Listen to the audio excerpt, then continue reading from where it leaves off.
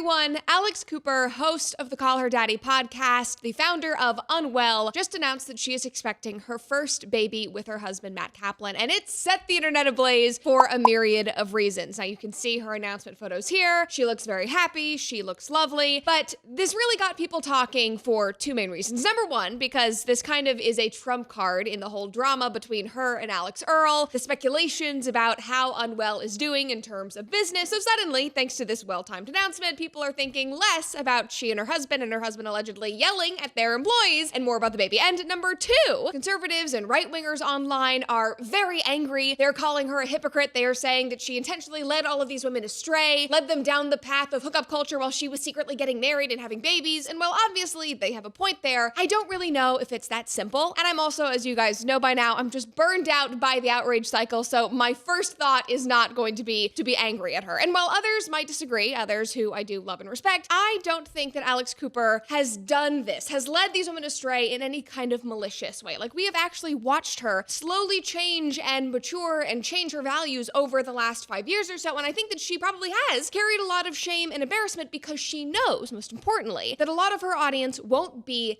as lucky or privileged as she is. But most importantly, and this actually is a full circle moment from an episode that I did about her almost a year ago, which we're going to talk about, but most importantly, I think that she has realized that you can have all of the money, all of the success, all of the access, all the booze, all of the hot sex, everything that you want, and you still won't feel fulfilled. And so I'm hoping that that is the lesson that her audience takes away from this new chapter. Now, before we dive into the internet's reaction on all of this, please like this video if you enjoyed it and subscribe to the channel if you have not already. And if you want to stay up to date on everything that we're doing here on The Brett Cooper Show, make sure to ring that notification bell. All right, so immediately after Alex Cooper posted her bump photos on Instagram, the right-wing discourse erupted. It was like alarms went off on X. For example, one person said, the same Alex Cooper who's built a career on telling women to stay single, abort their babies, and embrace their inner hoe is celebrating her new pregnancy with her husband. You can't make this shit up, folks. My friend Link Lauren said, Alex Cooper got rich telling young women to stay reckless, promiscuous, and single while she lives a stable and traditional life behind the scenes. If her audience ever grows up, her business model falls apart. She is a phony. Now, there was another tweet that has been deleted, but Brad Wilcox, who is a friend of mine and he runs the Family Institute at the University of Virginia, he made a post and he said, you know, she's doing all of these traditional things in private while saying all of these promiscuous sexual things publicly. She's living this double life. A lot of people attacked him. He ended up taking down that tweet, but that was a sentiment that was shared by a lot of people. And so I want to be fair here because since her marriage, she hasn't really been living traditionally behind the scenes. Like, it has all been very well publicized and well documented. Like, for example, her wedding was in Vogue. And it was stunning. I ate up every bit of that content because I thought she looked lovely and it was a beautiful wedding. Now, she is also, which we talked about just a couple of weeks ago on an episode, but she has very obviously attempted to switch her brand from being Alex's life-centric and being, you know, dating and sex all the time and F men, where now she's kind of in the passenger seat and is interviewing other people. You know, she's trying to do serious things like Michelle Obama and Kamala Harris, but also, you know, stars from Love Island. But she's no longer the central focus. And possibly the most trad thing she's done thus far is that she handed her media empire, everything that she built over the last decade, over to her husband. And he now runs it. Now, that's probably the thing that she's been the most coy about because she runs around and she does all these interviews talking about how she's, you know, this feminist media mogul. She's an empowered girl boss. She runs Unwell. She hires no men. It's a female-led company. Meanwhile, she's focusing on the podcast and her husband is the one with the corner office allegedly yelling at her employees and running her company. But moving on from that alleged insight, even last year, she openly talked about their decision for her to go off of her birth control and to start trying to have a baby. That was not a secret. She did an entire episode of her podcast dedicated to that update in her personal life. But obviously, she chose not to get pregnant after getting off her birth control because she realized that she just wasn't ready. And this is what she said in that solo episode after she and her husband Matt made that decision. Just watch. I want to grind at work and I want to be selfish a little longer. I want to enjoy what I've worked so hard for. I want to go on a weekend trip with my husband and have no responsibilities after the longest work week. I want to throw Unwell parties after a million meetings that week, get on a plane and go fly and have drinks with the daddy gang. Now, I covered this on an episode of the show last year, and the one thing that I did say that I admired her for was the fact that she was so honest. She did not lie about the reasons why they were not going to have a baby. She intentionally sat down behind the microphone and said, I'm going to be selfish. I'm going to go party. I'm going to enjoy the millions of dollars that I have, and that is what my priority is. I'm not going to feel feel guilty about it. That is I appreciate the fact that she was not trying to pretend that it was anything that it was not. And I do think that kind of honesty, even though I disagree with what she's saying, I do think that honesty is refreshing. Now, that podcast episode came out last June of 2025, less than a year ago. And this is just it's so perfect. The timing is so perfect to me because it clearly shows, in my opinion, how unsustainable and how fulfilling her choices were. She just wanted to grind. She wanted to drink. She wanted to go party. She wanted to have wild sex with her husband after a drunken night. She wanted to be selfish. She wanted to enjoy the tens of millions of dollars that she was making. That was the priority. She was excited about that. And I'm sure that she had her fun. I'm sure she spent lots of money. I'm sure she had many wild nights that made her happy. But then, give or take 6 or 7 months, if I'm gauging her timeline right, she changed her mind and she got pregnant. And probably because all of that, the drinking, the partying, the just being carefree and selfish, it all just ends up feeling vapid and meaningless when there is something that is so obviously more significant that is looming over your head. And not to say looming over your head as if it's this awful, dreadful thing, but I'm more so trying to say that obviously they were talking about having a family. Obviously they were talking about her getting pregnant. She was off of birth control. That thought of having a baby was most likely always in the back of her mind as she was trying to enjoy herself on a crazy wild night out at St. Bart's or wherever the hell she was. I'm sure that was always lingering in the back of her mind. And those thoughts of having a baby and starting a family won out a lot faster than I anticipated they would. If we're being honest, after I watched that episode of hers back in June, I did not expect to see an Alex Cooper pregnancy for years. I thought it was going to be,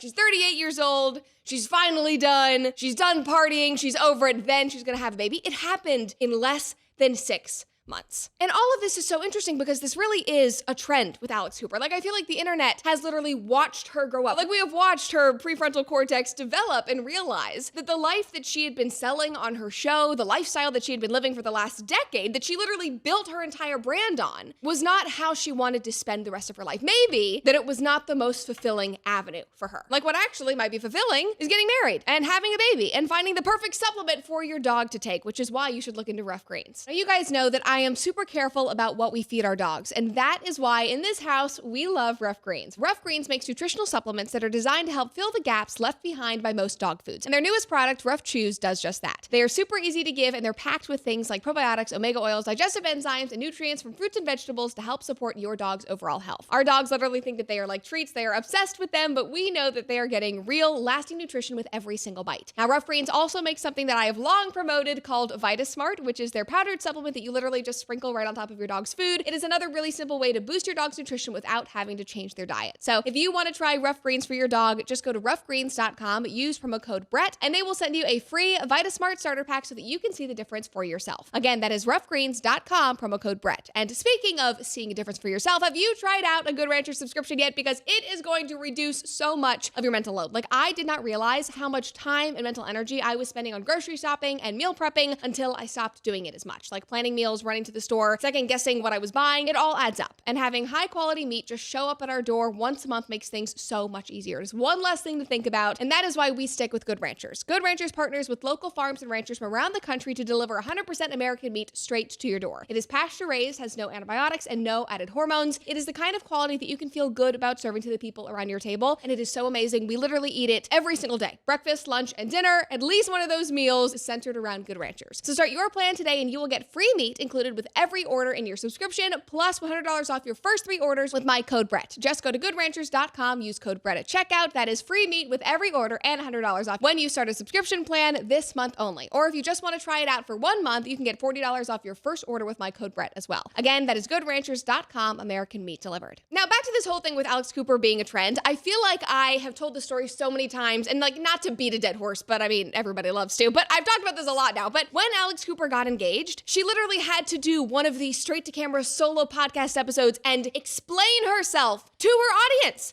It was not as simple as just being like, guys, I found my person. I'm so in love. I'm so excited. I'm so excited for you guys to meet him. No, she had to sit down and go, okay, I can't believe I'm doing this. I know I said that I was never going to get married. I know that I built this podcast on saying screw men and I hate men. I know that I bashed marriage. I know that I have mocked domesticity and I have called marriage regressive. I know I said that marriage was going to hinder my success and my empowerment, but I'm doing it anyway, and I'm sorry. And she also, I think, waited 6 weeks after she got engaged to release this information. And obviously you can argue that she just wanted to be in, premarital bliss, the engagement bubble, all of the things, but based on that episode, I would say that she was terrified to tell her audience that she was going to do the thing that she had spent years talking down about. And it made sense because she had a lot to backtrack on. Because prior to getting engaged, these are the types of things she would say. I'm never getting married. When I met my now husband, who I just recently got married to, I literally said to him, we will never get married. And he was like, okay, chill. And I was like, you can't change my mind. I just want to be really upfront about that. And then what changed your mind? I think because I recognized that when I knew he earnestly meant it, that he would be with me for the rest of his life without us signing a legal document, without me having a physical ring on my finger, all of that. And it was months and months of him never bringing it up. And he would even say, like, my partner, like this, that.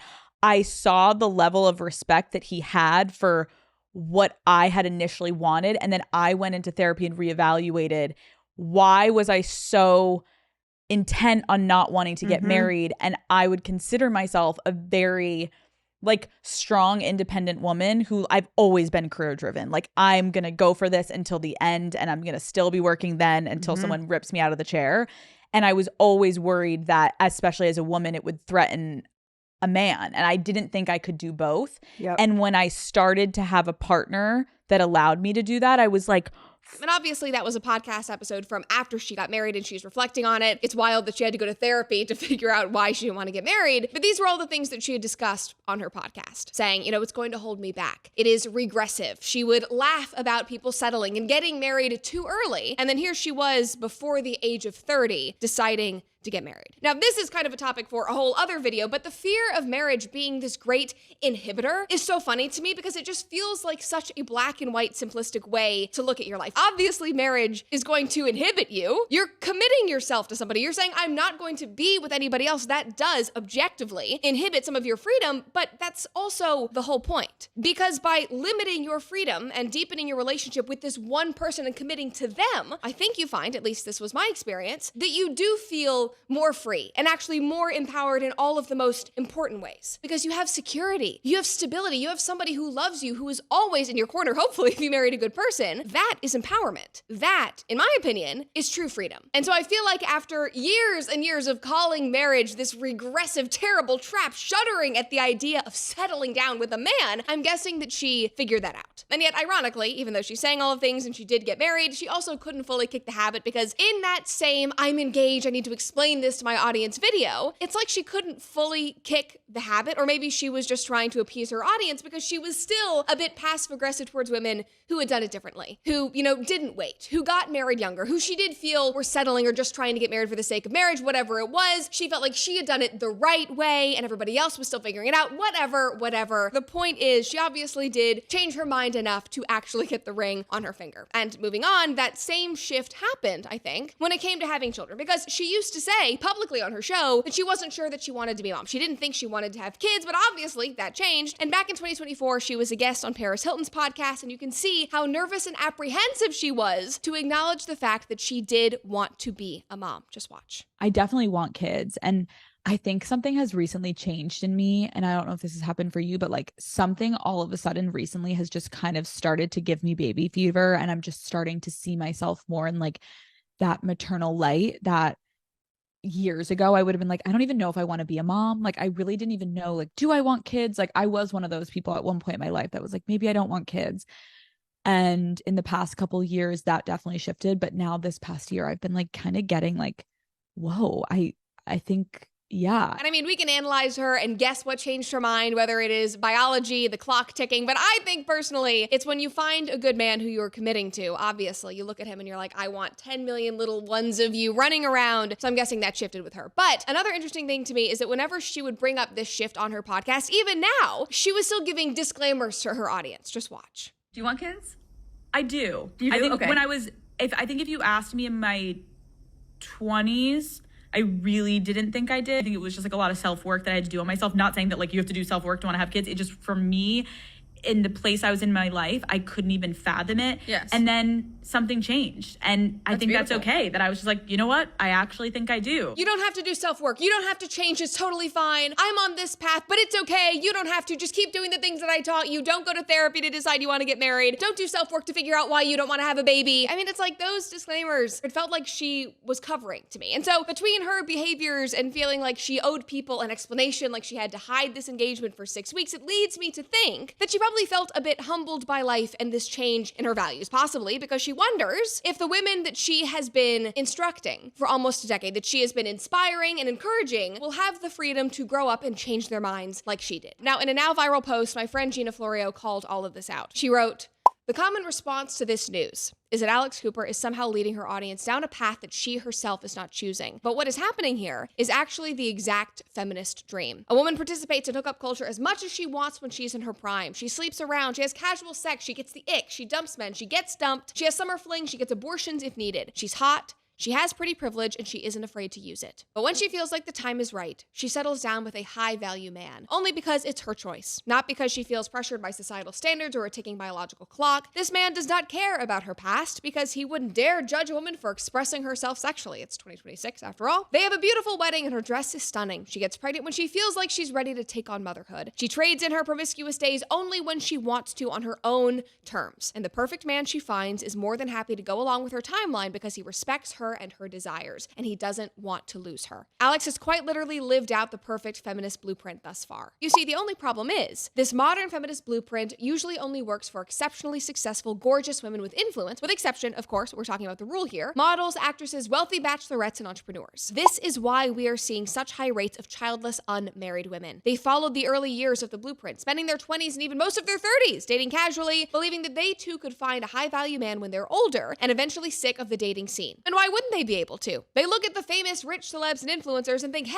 I can do that too. If they postpone marriage and kids until they're ready, so can I. Now, the thing I'm going to add in here is like an example of, if this celebrity is pushing having a baby off until she's 42, she's frozen all of her eggs, it works out for her, I can do that as well. But of course, we know that that does not always work out. So Gina continues and says, but everyday women simply aren't on the same playing field as women like Alex Cooper. Few will fully understand this. Many will try to make excuses as to why this isn't true. Brace yourself for the outlier stories. Even if you don't see anything morally wrong with hookup culture that Alex Cooper praises on her show, young women would be smart to understand the real world and that you have a much greater chance at locking down a high-value man when you are younger and a bit more austere. Sorry, I don't make the rules. And out of everything I saw online in response to Alex's announcement, this felt the most astute, because it was facing the uncomfortable fact that even if you don't like her values or the things that she's done, she has been successful. So why? And will it work for other women? That is the main point. And of course, yes, there are going to be outliers. Of course, there are women who have tried to date starting in their early 20s. They tried to find a husband, they just haven't been successful. Nobody's saying that there is no hope. I am not one of those people who's like, you hit the wall. Like, no, that's just obviously not true. But Gina's point, unfortunately, is very accurate. Like Alex Cooper, being who she is, she had the freedom and privilege that other women might not have in terms of access to men, the types of men, fertility, all of it. And ironically, this is the craziest part, this is something that Alex has even talked about on her podcast. And this is just the most perfect full circle moment because this exact conversation took place on episode 2 of Call Her Daddy, all the way back in 2018. And in this episode, she and her co-host at the time, Sophia Franklin, who's about to release a tell-all book about her experiences with Alex, which I'm very excited about, but they were talking about the differences between women who were 5s or 6s, so lower on the totem pole, and the women who were 9s and 10s, specifically saying that the women who were 5s needed to quote unquote die for that D, if you get what I'm saying, and that they should consider themselves lucky that they were getting laid in the first place. They should prioritize men because it was always going to be more work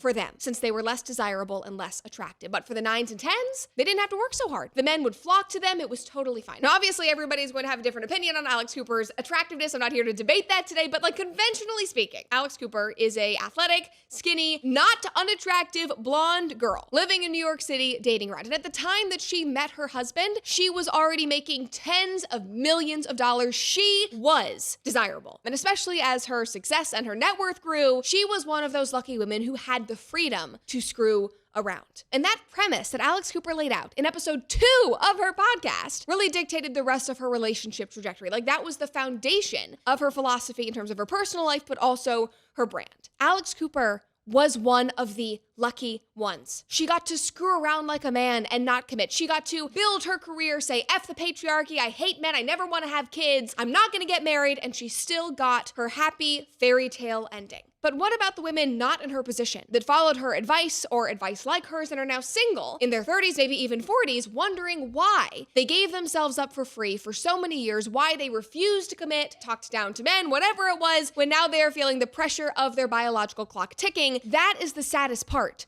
of this entire story. And so while yes, I do think that Alex Cooper did lead women astray, but I also am kind of tired of the outrage or forcing myself to feel angry over all of it, because to be honest, if you look at her life, like, she had gross influences encouraging all of this at the time that she was building her brand. She was rewarded financially and also in terms of her success and status every single step of the way. And sure, she could have done differently. She could have known better or behaved better, but I'm not surprised that she didn't, is what I'm trying to say. And it also has worked out for her. Like, it's not like she crashed and burned in front of the world. She's having to face the consequences. She's lonely, she's broke, she's infertile, and she's still lying to her audience about how amazing it is. No, none of that is real. She won. She is happy. She got her happy ending. She had her cake, and she was able to eat it too. And I think that really frustrates people. And so when I went online after her announcement, I saw countless posts from people looking for something to complain about rather than being happy about the fact that she is bringing a precious life into the world, that she is becoming a mom, and that she is sharing that joy in this new chapter with her entire audience. I saw people who, in all honesty, probably would be happier if she did crash and burn, if she waited so long, if she did the partying and the drinking that she was talking about, and then if she just continued to wait, if she continued drinking and partying, doing all of the vapid things, waited so